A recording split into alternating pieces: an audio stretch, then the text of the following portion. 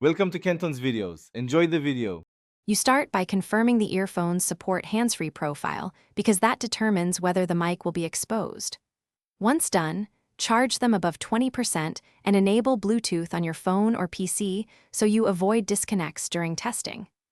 Put the earphones into pairing mode now and select them from the device list.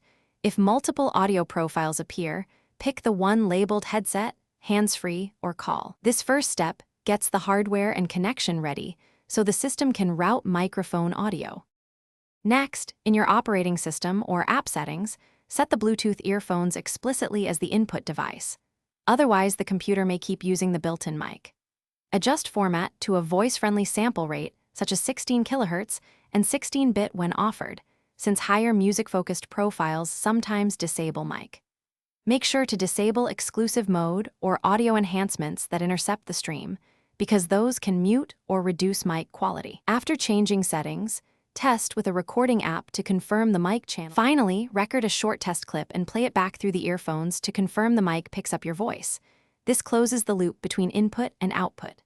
If levels are low, boost input gain in settings or position the mic closer to your mouth for better SNR.